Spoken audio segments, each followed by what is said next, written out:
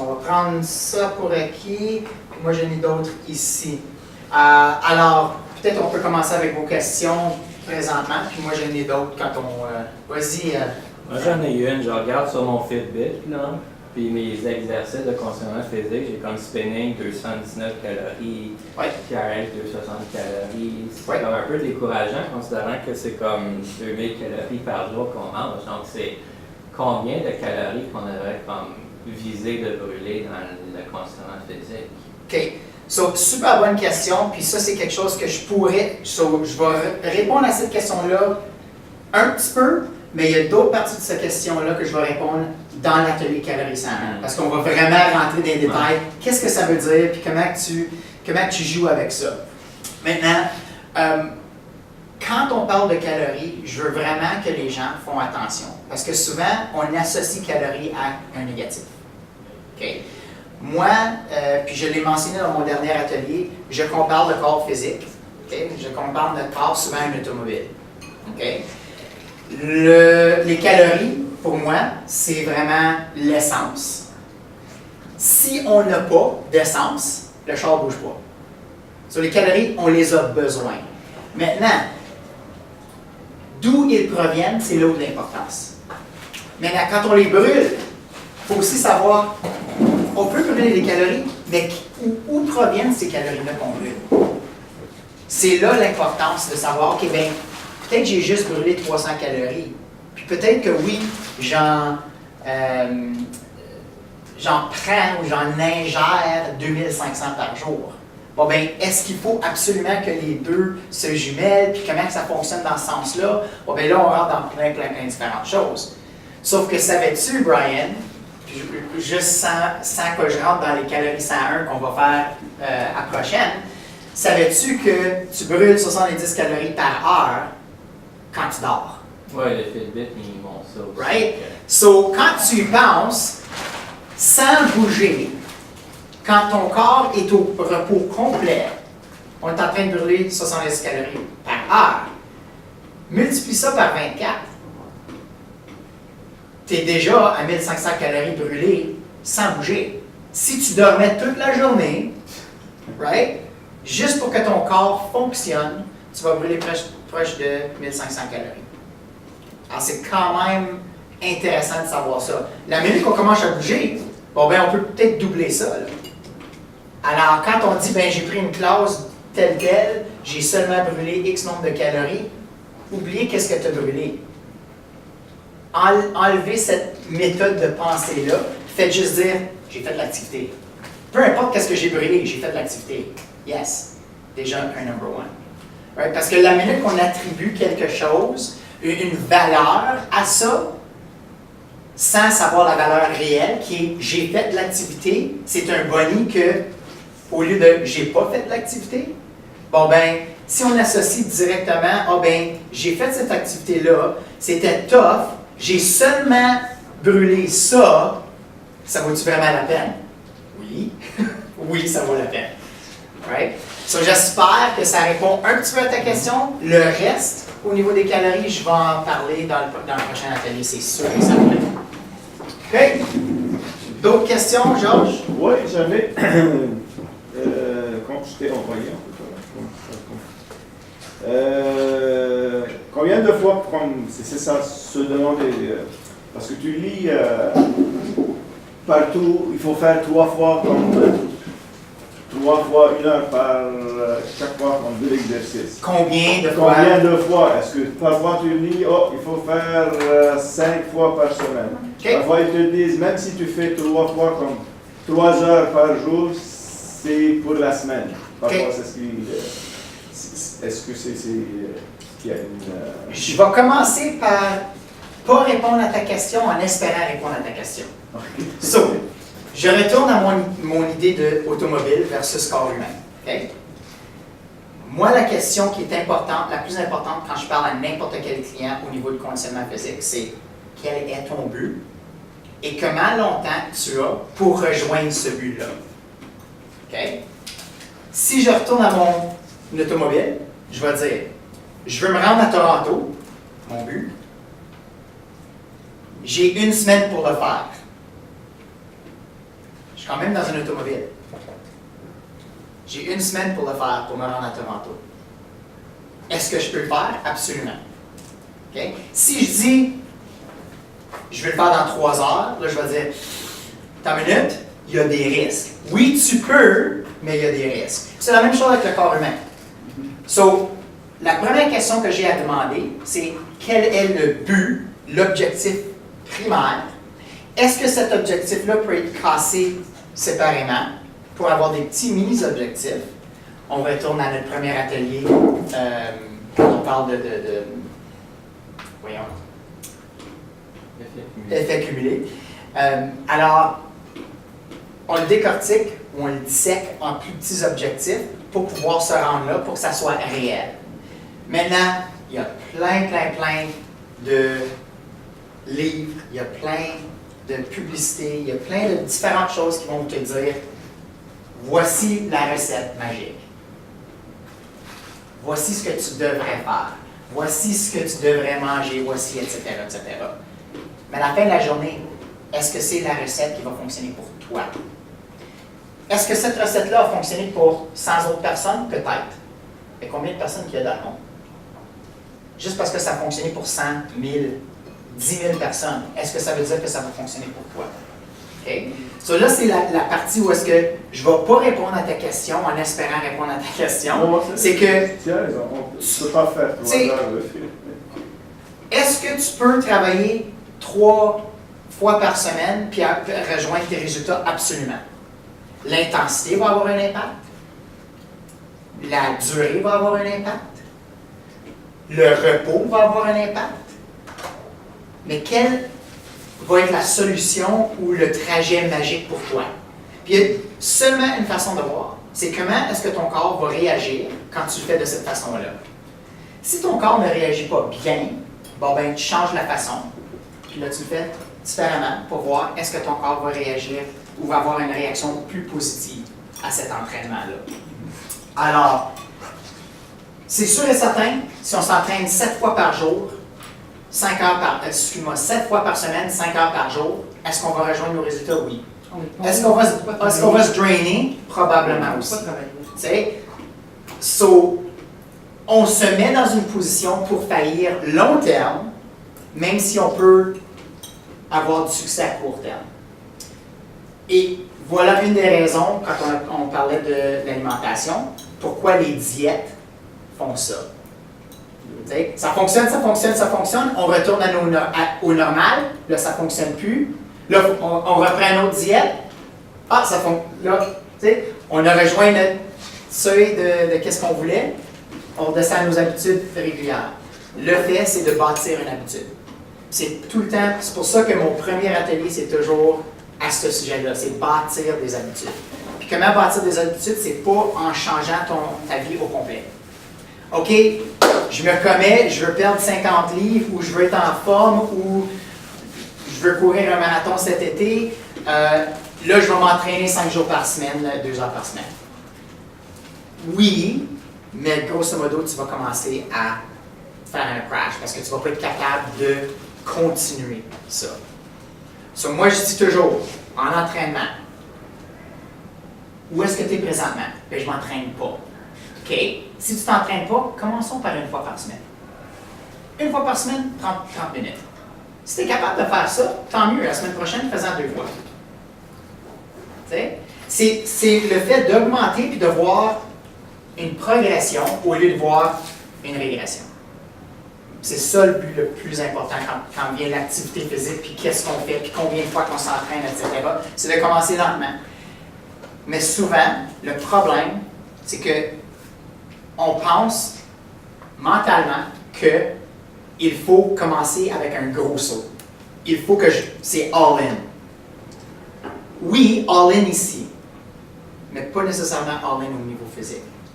Parce que all-in au niveau physique pourrait vouloir dire, en 2 semaines, je vais complètement démissionner.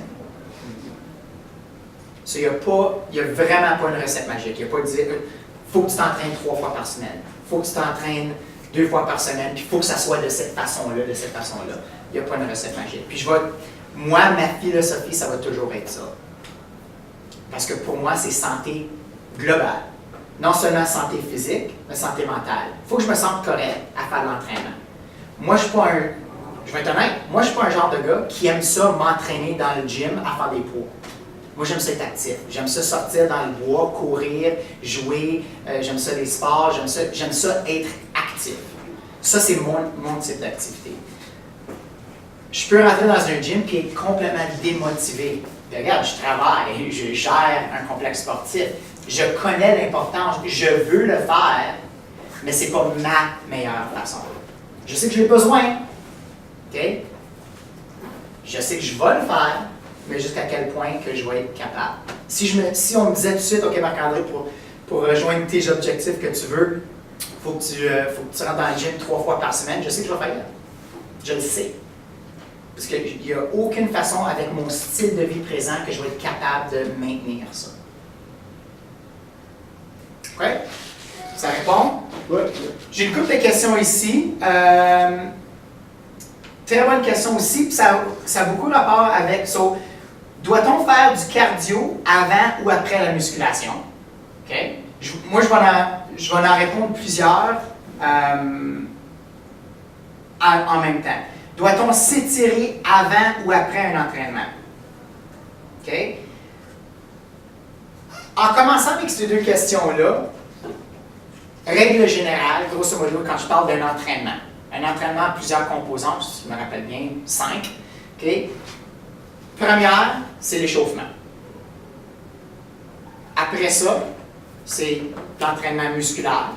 Après ça, c'est l'entraînement cardiovasculaire ou anaérobique. Puis après ça, étirement. Puis après ça, retour au calme. Ça, c'est l'ordre, la meilleure ordre de faire ça. Okay? Et pourquoi cet ordre? Pourquoi je ne devrais pas m'étirer avant de faire quelque chose? Meilleur exemple que je peux utiliser, c'est que le muscle est élastique. C'est un tissu qui n'est pas dur. Okay? Le muscle est élastique. Si le muscle est froid, okay, je compare le muscle maintenant à une élastique réelle. Je mets l'élastique dans le congélateur. Je sors du congélateur, je tire dessus rapidement, qu'est-ce qui va arriver? Il y a des grandes chances qu'elle va casser. Okay? Pour pouvoir bien étirer un muscle, on doit premièrement être chaud. Le corps doit être chaud.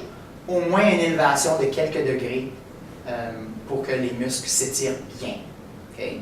Moi, les danseurs, puis je l'ai été danseur, je suis encore danseur, au niveau ballet, souvent je vois ça, puis ça me brise le cœur de voir les jeunes filles, les jeunes gars qui rentrent dans leur classe de danse, puis la première chose qu'ils font, c'est s'étirer. Avant même de faire un échauffement. Ça me fait peur. Parce qu'on augmente les risques de se blesser. C'est pour ça que je dis, première chose, c'est un échauffement. Puis c'est quoi l'échauffement, au juste? Il y a du monde qui vont rentrer, qui vont monter sur une machine cardio, puis ils vont y aller à la planche pendant 20 minutes. 20 minutes, c'est pas un échauffement. 5 minutes, c'est un échauffement. 3 à 7 maximum pour un échauffement. Puis ça n'a pas besoin d'être une course. Tout ce qu'on veut, c'est d'élever le rythme cardiaque un petit peu. Ça, c'est un réchauffement. Une fois qu'on est réchauffé, est-ce qu'on peut s'étirer? Oui, on peut s'étirer. Mais quelle sorte d'étirement? Est-ce qu'on veut y aller intense? Puis qu'est-ce qui arrive si on s'étire? Pendant qu'on s'étire, là maintenant, on n'est plus en mouvement. Ça, là, le corps, tranquillement, pas vite, se refroidit. C'est pour ça que je dis échauffement, musculation, parce qu'on est déjà chaud. Je rentre, je fais de la musculation, mon corps est chaud encore. Après qu'on fait de la musculation, c'est pour ça que je dis allez-y pour le cardio ou l'anaérobique. Puis encore une fois, ça dépend du temps. Je dis si on faisait tout, c'est ça l'ordre. Okay? Cardio, anaérobie, après ça étirement, après ça retour au calme. Regardez tous les styles de classe de conditionnement physique qu'on fait, que ce soit le spinning, que ce soit le Viper, que ce soit le TRX, que ce soit une classe de danse, etc. Regardez l'ordre de qu'est-ce qu'ils font. Il y a une raison pourquoi c'est toujours la même chose. On commence avec un réchauffement, on fait la partie cardiovasculaire ou musculaire. Après ça, étirement rétorocan. Il y a une raison. Ça, c'est plutôt scientifique, physiologique, etc. Maintenant, si on a moins de temps, encore une fois, quel est le but? Quel est l'objectif de votre entraînement? Si aujourd'hui, mon objectif, ou si même mon objectif, c'est de devenir plus souple, alors les étirements deviennent la partie la plus importante pour moi. Qu'est-ce que je veux faire d'abord? Bon, ben, je veux m'assurer de faire un bon échauffement, peu importe. Et si la musculation n'est pas importante, pas besoin de faire musculation. Je fais un bon échauffement, je peux faire du cardio pour vraiment échauffer, puis après ça, je peux faire mes étirements. Si la musculation est la partie la plus importante, bon ben, là, je veux m'assurer que je suis prête des meilleures capacités possibles pour cette partie-là. Alors, pour la musculation, très important d'être échauffé. Très important. Parce que c'est là où on tire le muscle puis on le force le plus que possible. Si on veut être prêt. Alors, ça répond un petit peu à ces deux questions-là. OK? Pour l'ordre. Est-ce qu'il y a d'autres questions avant de passer à d'autres que j'ai ici? Au niveau conditionnement physique. Sûrement qu'il y en a plein.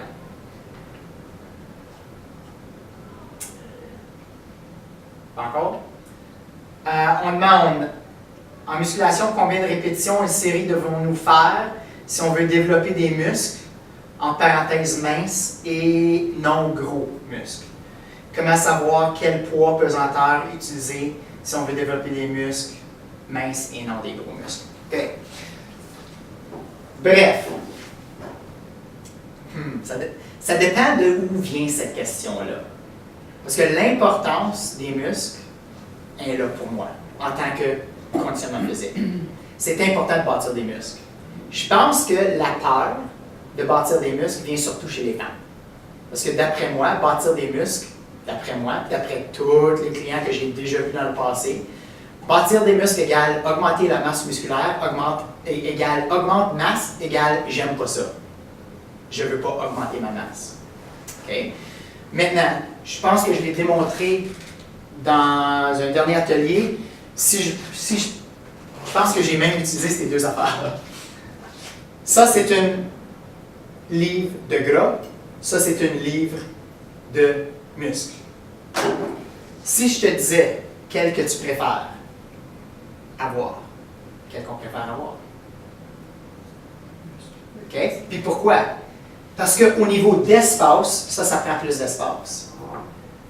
Si moi je disais à n'importe qui, je vais augmenter ta masse musculaire de 5 livres en dedans de 5 mois. Okay? Mon but, c'est d'augmenter ta masse musculaire de 5 livres. Quelqu'un va dire, oh, attends une minute, là, je veux perdre du poids. Oui, mais en augmentant ta masse musculaire, j'augmente la densité et tu vas probablement en perdre 5 de ça. Techniquement, ton poids ne va pas changer. Okay? Ton poids ne change pas. Mais si j'enlève 5 de ça, puis je te donne 5 de même, mais techniquement, je te donne 5 de même, ça va prendre l'espace de 1 de ça, tu vas perdre 4 au niveau espace. Okay?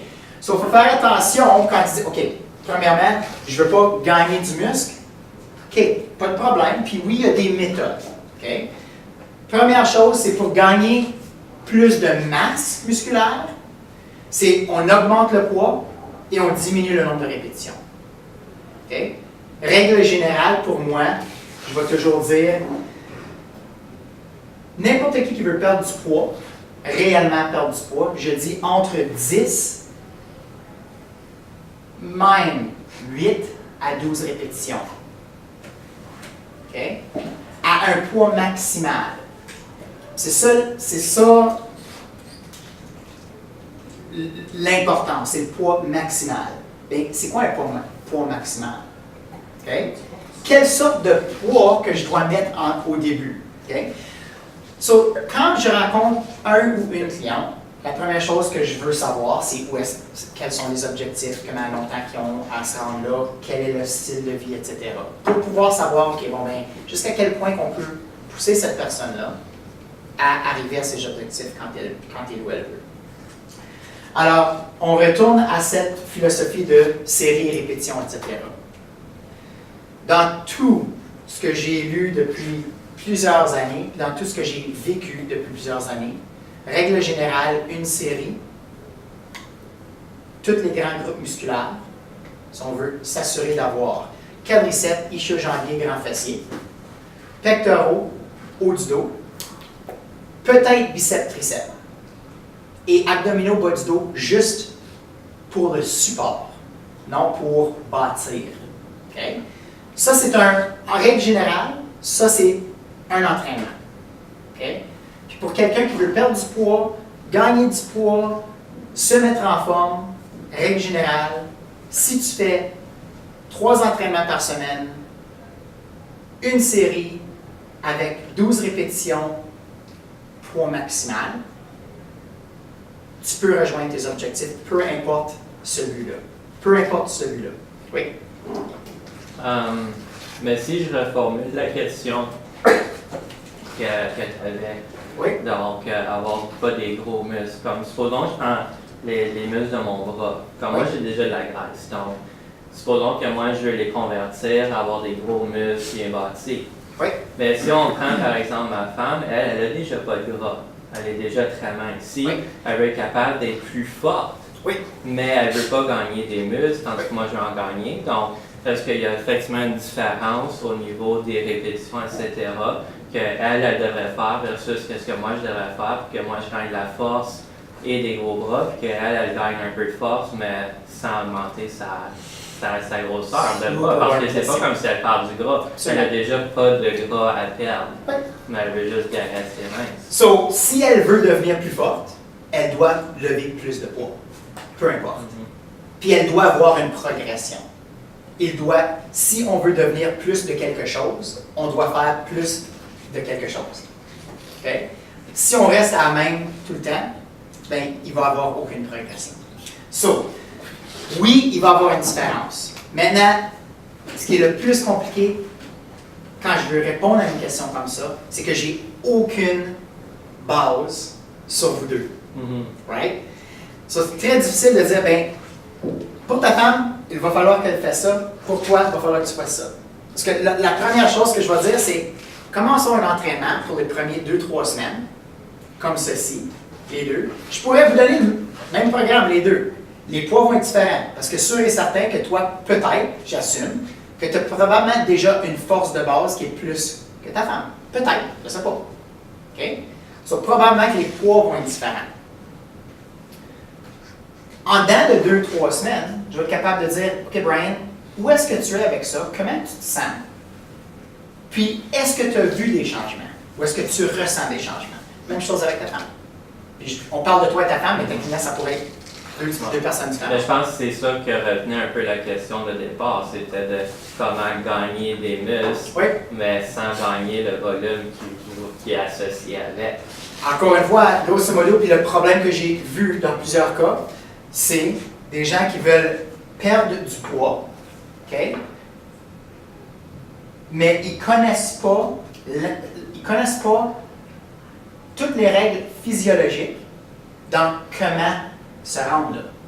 Alors déjà, ils ont une peur. Non, je ne veux pas lever plus de poids parce que plus de poids me donne plus de muscles, parce que plus de muscles, c'est comme, il faut se dissocier de tous ces mythes-là.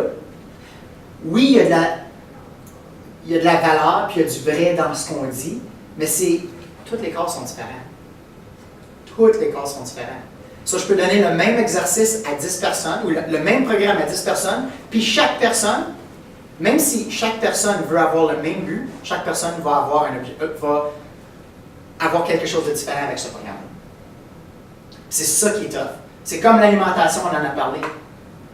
Il n'y a pas une recette magique, c'est qu'est-ce qui est bon pour toi, parce que ton corps va peut-être réagir de différentes façons. Maintenant, avec toutes les allergies, avec toutes les sensibilisations, pas les sensibilisations, mais les intolérances, maintenant, c'est comme, tu peux complètement défaire ton corps et de te sentir complètement mal à cause d'une intolérance que tu ne sais même pas qu'il existe, puis tu es toujours en train de l'avoir. Sur quelqu'un qui a une intolérance au lactose, puis ils ne le savent pas encore, Ou le gluten, maintenant, c'est assez endommageant pour le corps, parce que là, ils vont se sentir toutes sortes de différentes choses, puis ils ne savent pas pourquoi.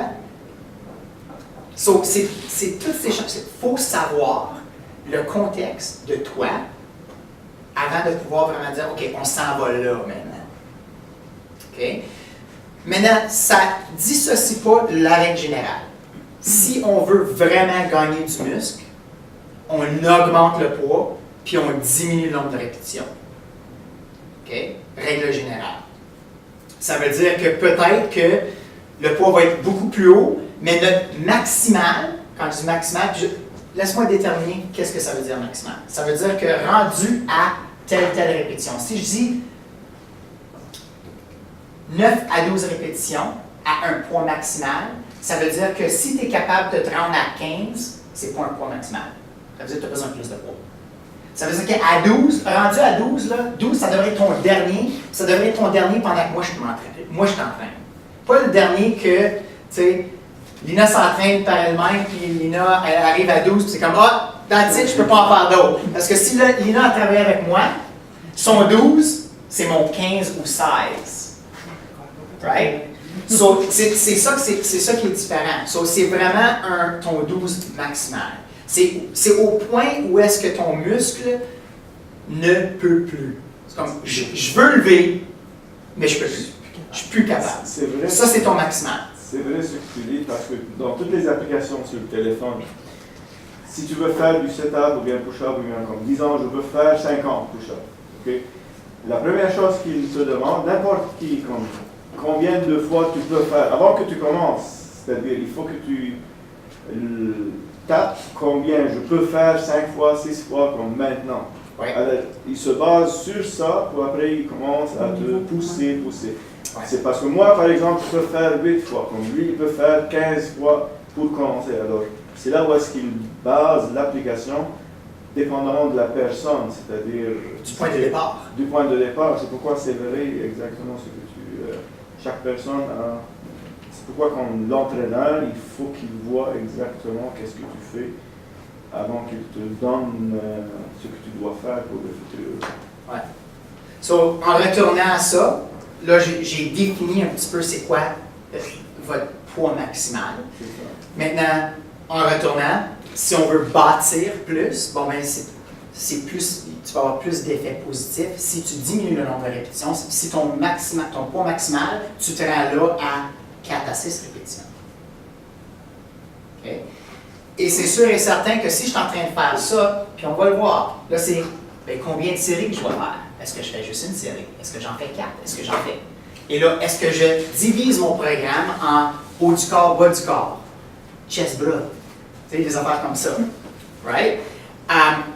Puis ça, c'est les complexités de l'entraînement. Je peux rentrer en détail, mais je ne pense pas qu'on est là, comme je ne pense pas qu'on a besoin. Parce que oui, on peut vraiment casser le programme en 2, casser le programme en 3. Mais la réalité de ça, c'est qu'il n'y a aucune raison de devoir briser un programme en différentes parties du corps si on ne s'entraîne pas un minimum de 4 fois par semaine. Parce que moi, ce qui est important, ce qui est aussi important que l'entraînement, c'est le repos. C'est le repos de qu'est-ce qu'on travaille. Ça, si je travaille mon corps au complet, j'aimerais avoir au moins 24 à 48 heures de repos pour que mon corps se repose, les muscles ont la chance de se refaire. Parce qu'on le sait que quand on travaille les muscles, ça se déchire. Si on déchire, par-dessus déchire, on augmente les chances de blessure. Okay? So, on veut cette période de repos-là. Alors, bref, c'était juste pour dire que si, oui, il y a tellement de différentes façons de casser son programme et de dire, OK, bien, aujourd'hui, je vais faire des jambes, demain, je vais faire le haut du corps, après ça, le jour après, je vais faire... Oui, si on s'entraîne 3 jours de suite, c'est la meilleure façon de le faire. Pourquoi?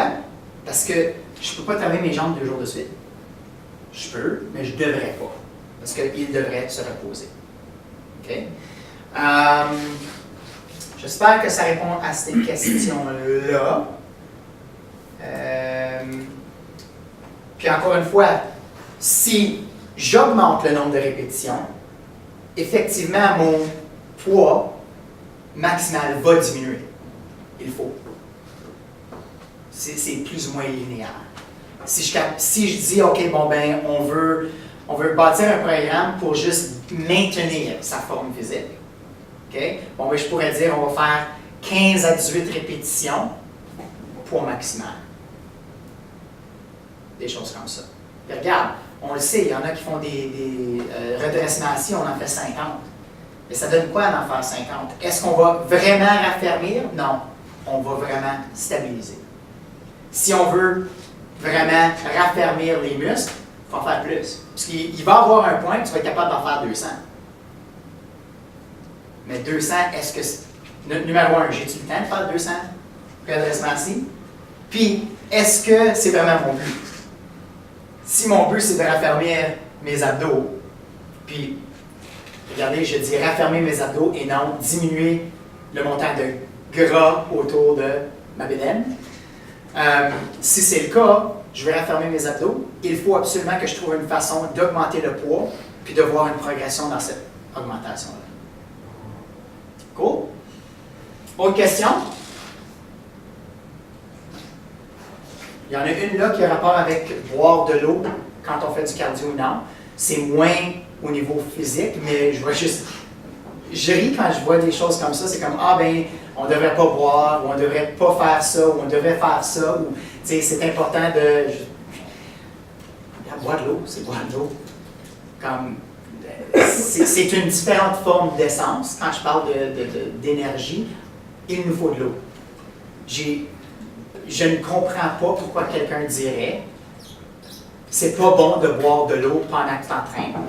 Je comprends au niveau physiologique que si j'en bois beaucoup, je pourrais prendre des crampes. Je comprends ça. Mais de dire c'est pas bon de boire de l'eau pendant qu'on fait, je comprends pas d'où ce que ça vient. Je comprends pas. So, d'après moi, tu bois de l'eau quand tu as besoin. Si tu as soif, bois de l'eau. Parce que le fait d'avoir soif, tu es déjà en période de déshydratation. Si tu as vraiment soif, c'est parce que tu aurais dû. Tu ne devrais jamais avoir soif, tu devrais continuellement boire. So, cela conclut ces questions-là. On a environ une autre 5-10 minutes, dépendant de vous autres. Moi, je peux être un peu plus longtemps aussi. Autre question au niveau conditionnement physique. C'est toutes des vraiment bonnes questions en passant. Il y a 2 ans, tu avais mentionné qu'il n'y a pas grand-chose de cardio parce que même le spinning, c'est pas vraiment du cardio, puis à cause que tu changes de position. Je change de position. Puis maintenant que cette année, j'ai finalement fait du spinning, je comprends qu'il y a certaines séances où on demande fort juste du pied droit, juste la gauche, puis vraiment, si tu travailles, tu essaies de mettre de l'effort musculaire. Donc, dans ton cardio, c'est quoi qui reste vraiment comme exercice d'entraînement qui serait du cardio dans une séance? Encore une fois, pour le cardio, pour que ça soit un entraînement cardiovasculaire. Puis, j'espère pouvoir bien l'expliquer parce que c'est quelque chose que je connaissais super bien avant. Ça fait au moins une dizaine d'années, ça. Je me date un petit peu. Mais il y a un laps de temps. Okay? So, par exemple, en dedans de 1 minute, tu es dans la période X.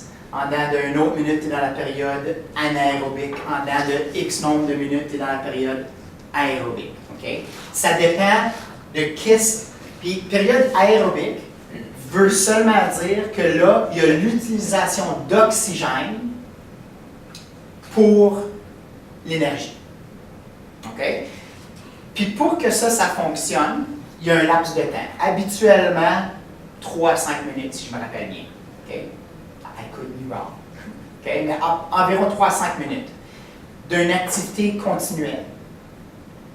Okay? Il y a ce qu'on parle le cycle Krebs, K-R-E-B-B-S. Si vous voulez juste faire une petite mini-recherche sur qu'est-ce que c'est le cycle Krebs, c'est là, ça rentre un petit peu en jeu dans qu'est-ce qui nous permet de rentrer dans cette phase anaérobique-là. Okay? Mais bref, pour pouvoir arriver là, il faut que l'exercice soit continuel. C'est un mouvement continu, c'est le même mouvement répétitif pendant ce laps de temps-là, ou est-ce que finalement ton corps entre dans cette phase-là? Puis quand on regarde dans les cours de conditionnement physique, okay, tu es en train de faire même comme tu dis, en spinning. On pense que parce qu'on fait du vélo pendant 1 heure ou 45 minutes, qu'on fait de l'exercice cardiovasculaire. Par les définitions réelles et scientifiques de cardiovasculaire, non. Par contre, on travaille quand même notre cardiovasculaire. On travaille le cœur et les poumons. C'est juste qu'on ne rentre pas dans cette phase physiologique-là. C'est juste de comprendre ça. Maintenant, est-ce que c'est important de rentrer là? Seulement si ça fait partie de tes buts et objectifs. Je veux vraiment augmenter ma capacité cardiovasculaire. Mais c'est rare que le monde va dire « ça, c'est mon but ». Si c'est le cas, parfait, on va travailler là-dessus. Okay? Mais quand on prend des cours de conditionnement physique, peu importe, tu vas voir que, à mesure que tu en prends de plus en plus, ton niveau cardiovasculaire ou tes capacités vont augmenter. Peu importe. Okay? Puis une autre façon, puis c'est drôle de dire qu'une façon de pouvoir augmenter tes capacités cardiovasculaires, c'est aussi de faire des exercices de concentration, comme le yoga, etc., où est-ce que c'est la respiration, de pouvoir inspirer longuement et expirer pendant longtemps. Parce que ça augmente les capacités de rentrer l'oxygène puis de l'utiliser correctement pour... Parce qu'on le voit, si les gens s'essoufflent très rapidement, c'est un signe de mauvais conditionnement cardiovasculaire. Okay? Puis on le voit dans le rythme cardiaque aussi. Quelqu'un qui est quelqu'un qui est mieux au niveau cardiovasculaire, son rythme cardiaque va être plus bas. Parce que la capacité de faire bouger l'oxygène à l'intérieur du corps augmente. Parce que c'est réellement ça que le sang fait. Right? Le sang va faire transporter l'oxygène à travers le corps et tout le reste. Puis il y a bien des enjeux qui rentrent là-dedans, comme le fer, etc. OK? Ça a-tu répondu à tes questions? OK. Autre chose? Honnêtement, c'est vraiment des bonnes questions. J'ai beaucoup aimé ça. Comme je dis, pas fini encore. J'essaie de penser s'il y a d'autres choses que je peux rajouter au niveau, puis dans le contexte de conditionnement physique. On a parlé des entraînements, la hiérarchie de quoi faire. Peut-être que qu'est-ce que je pourrais mentionner aussi, j'en parle souvent, aimer ce qu'on fait, parce que ça va nous... Souvent, j'entends les gens dire, OK, c'est quelle machine qui est la meilleure? Okay? Si je veux faire du cardio, là, c'est quelle machine qui est la meilleure? C'est-tu le tapis roulant? C'est-tu le... etc., etc. Puis moi, la première façon que je réponds, c'est pourquoi que c'est important pour toi? Habituellement, cette réponse-là, je la connais déjà parce que je veux que ça soit, qu'il y ait un effet plus positif quand je fais ça. Puis moi, ma réponse à ça, c'est que tu vas avoir un effet plus positif en faisant qu'est-ce que tu aimes faire versus qu'est-ce que tu penses qui va te donner plus de bénéfices. Parce que si moi, je te dis que scientifiquement, parce que oui, scientifiquement, il y a des machines qui sont mieux que des autres. Si je te dis scientifiquement que, je ne sais pas, la rameuse, c'est la meilleure machine pour toi de brûler ça, puis de faire ci, puis de faire ça. Bon, ben là, déjà, tu es comme, OK, perfect, je vais faire ça. Tu montes sa machine, tu es comme, oh, je déteste faire ça, je préfère être sur le treadmill. Mais Marc-André a dit que ça, c'est la meilleure machine, ça, je vais faire ça. Et à chaque fois, tu as un effet négatif à chaque fois que tu veux monter là-dessus, puis tu n'as pas un désir de le faire. So, je viens juste de pas t'aider.